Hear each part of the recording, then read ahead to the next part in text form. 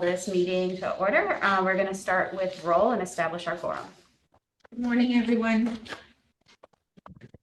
I'll call the last name only. Please answer with here. Campbell.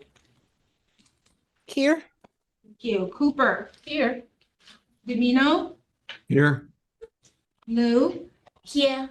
O'Day. Here. All members of the commission are present. We have a quorum established. Okay, so we're going to start with the chair's report, and this is February 22nd, 2024. I don't really have a whole lot to report. I just wanted to make sure all the members know that, we're coming up on 2024. So this is Joe and my scheduled last year's. And if you're interested in joining the chair or vice chair, start, talking to the staff now about those positions. I just wanted to give a little overview of what I do as chair so that everybody is aware and knows what they would be getting into. So as chair, I obviously open and conduct the meetings. I am given the agenda like everyone else. I follow the agenda. I am given a little speech about the language for closing the meetings and going into closed session. And then I also, whenever there is some sort of question impacting CSF, the vice chair and the chair are looped in on that. And whenever there is the searching for new members, the chair and vice chair are sit in on those interviews. So it's not a huge time commitment, but it is a little more time than just being on the commission. So if anybody wants to think about that, that's all I wanted to discuss today. So I will go to the staff report. We should also do public comment. Oh, sorry. Is there anybody here for public comment? Not bad. Are there any members of the public in the waiting room?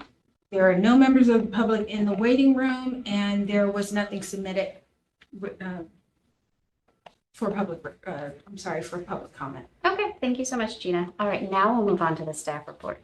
Okay, my report today is going to be brief. I just want to report on some numbers for 2023. We did a preliminary report the last meeting, but here are our final numbers. Last year, we resolved a total of 619 cases, 371 of which were paid. The other 248 were terminated or denied. So we ended up paying out $6.23 million last year, which is a pretty good sum. So I think overall, staff did a great job. The commission did a great job. And we've helped a lot of members of the public. We do get measured by the state bar, and one of our metrics, it's a key one that's new this year, and the metric is to resolve 90% of client security fund cases within 365 days of the jurisdiction. That's the jurisdiction date. Generally is when the attorney is disciplined, disbarred, when it's effective. It could be a little earlier, and it could be a little later. But anyway, there's a little feedback. We did not meet the 90% metric. The number that we reached was 82.7, but that's the highest percentage we reached at least in the last 5 or 6 years. I went back in time and applied the metric to the previous years, and we've gotten better every year. So one of the things that was significant for all cases paid and denied, we reduced the time by 23.7%. So that was a good number. We are happy about that. For paid cases, we reduced the time from jurisdiction to payment by 55%. So we're trying to get people paid a little earlier, the actual victims. So I think that was a really good sign, and hopefully we can continue on that path. I'm not sure. At some point, you can't do it any faster because there are built-in times that we have to adhere to, and also investigations take time. So that's it for 2023. And the only other thing I have is I want to remind the commission that the next meeting is on May 2nd, next commission.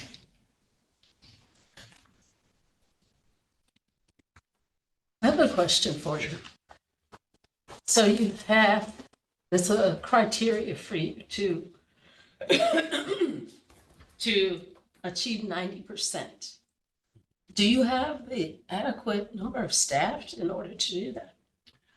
I would say probably because we were so close, but there are so many variations. It's really the length of time it takes to investigate cases that we can't predict. It really depends on the case. So, for example, we share files with the Office of Chief Trial Counsel.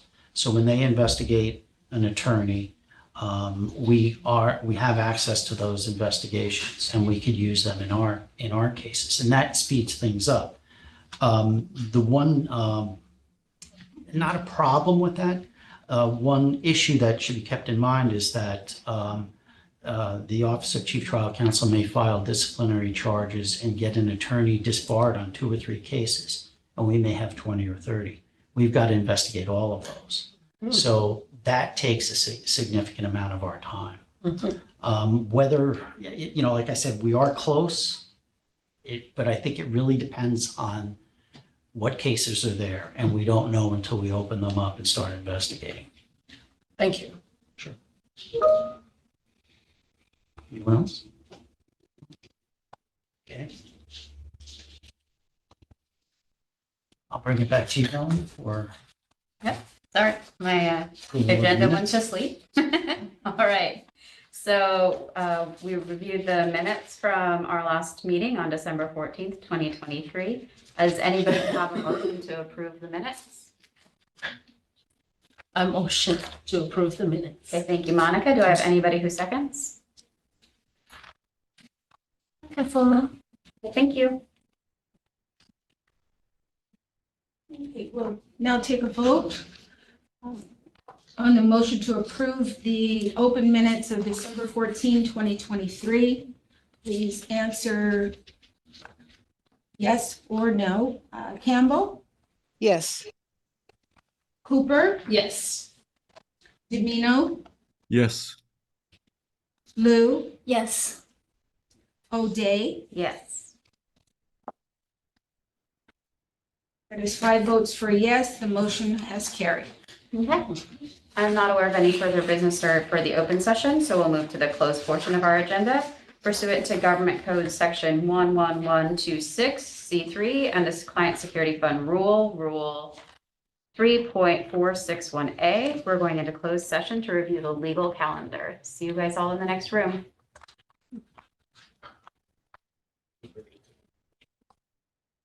I need to report anything.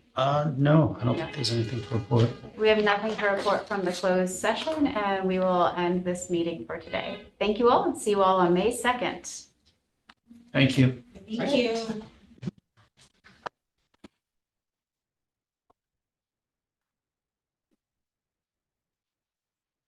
That was quick.